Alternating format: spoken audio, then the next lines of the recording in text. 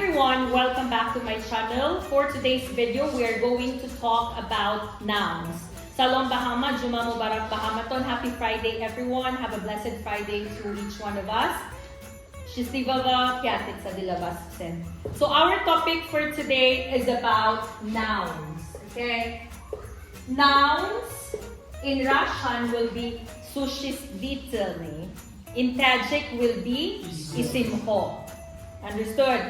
So nouns are names of people, nomi odamon, place, joyho, animals, hayvonot, things, ashoho, veshi. Okay? So nouns are names of people, places, things, or animals. Isimho, domhoy odam, asho, joyho, va, chisho, meboshat. Okay? So, for our books, the beginner, elementary, pre-int, and inter and upper, nouns are not defined clearly. Okay? So, I want you to listen carefully. We have countable nouns. Isimhoy isob shabanda. Naruska? Very good. Uncountable nouns. Isimhoy isob nasha banda. Very good. So, countable nouns are the things that we can count them.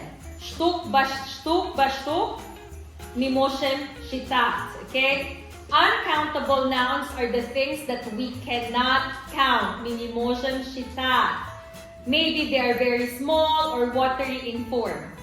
I will explain this to you later. Okay? Here, I'm just going to tell you what are nouns. Next week, I will explain to you everything in detail. Okay? Isob shabanda, isob na shabanda. We also have collective nouns. Collective nouns, they are group nouns.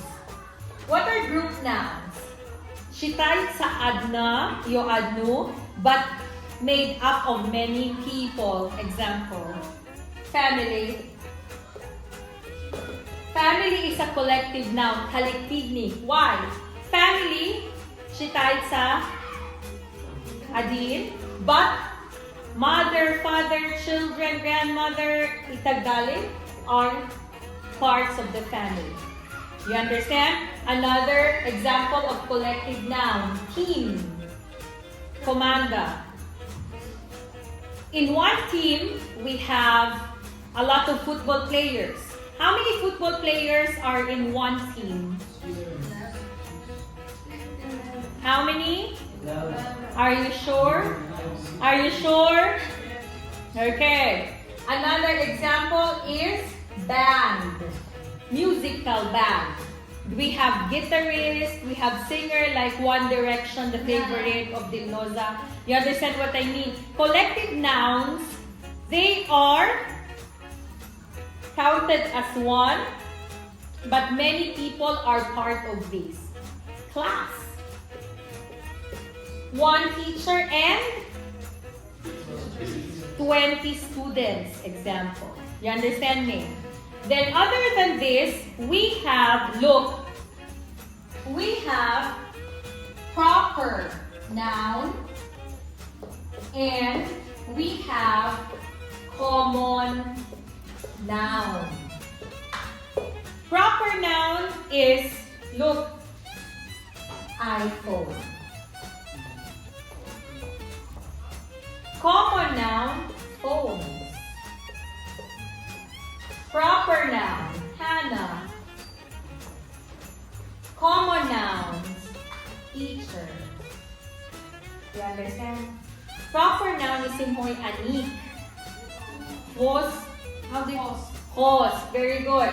Proper noun, Iminakto eta, iminashto eta, a common noun object. Another example, proper noun, Lenovo. Common noun, computer. You understand? Proper noun, Ayumidin. Common noun, boy. Proper noun, Munisa. Common noun, girl. Nothing that share proper noun. Proper nouns start with capital letters. Common noun, lowercase. What is proper noun in Russian, Dinoza? In Tajik? And what is common noun in Tajik? Very good. In Russian, Dilnoza. Ты мне сказала, что ты хорошо знаешь русский. Ali, can you help? Исмҳо пост и Исмҳо жист на русском чья? Шумо? You don't know Nudira? Чин-чин-чин? Исмҳо пост имена собственные. And common? But you know what I mean, right? You know what I mean. Look.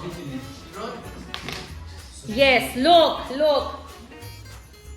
Proper noun. Proper noun, Samsung. You understand? Proper noun, Samsung with a big S. Common noun, smartphone. Pachimo. Proper noun, the name of the phone, the brand of the phone. Common noun, smartphone. You understand? Another example. Proper noun, Arviga. You understand? Common noun, air conditioner. You understand? Common noun, patamusta air conditioner can be Samsung, Indesit, Gree, LG. You understand what I mean? Gree, LG, Samsung, Arviga, proper noun. Common noun, air conditioner. You understand what I mean? Ina, look. Proper noun, Waikiki, de facto, gelos. You understand? Common noun. Okay. Common noun, clothes. You understand what I mean? Proper noun, Adidas, Reebok. Common nouns, shoes. Trainers, sneakers. You understand what I mean? Поняли, да? Ваши домашние задания расскажи мне это на русском, Шея. You understand? Потому что ваш язык не знаете. You understand? Again, nouns are names of people, place, animals, and things. We have countable, uncountable, collective, proper, and common. You understand? We also have noun phrase. Like verb phrase, we also have noun phrase. Noun, isim, phrase, ibora. You understand? Ibora hoy, isim.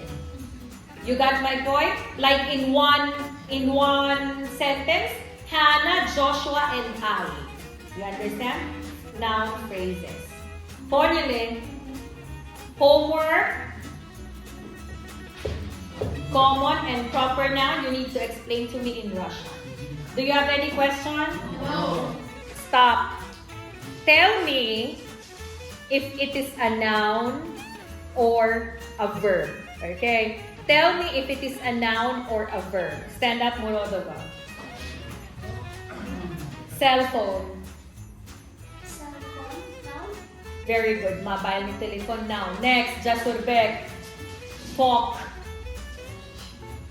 Fork.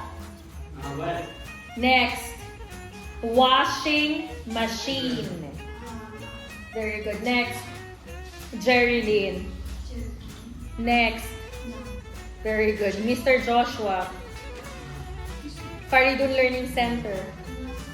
Oxford Learning Center. Saman Schools. British Schools. Miss Hannah May Dakel. Mrs. Jerilyn. Mr. Joshua. Miss Janet. Tajikistan. Very good. You understand? If there is a name, noun. If it shows action, movement, verb. Did you understand? Thank you so much for watching and do have a great day.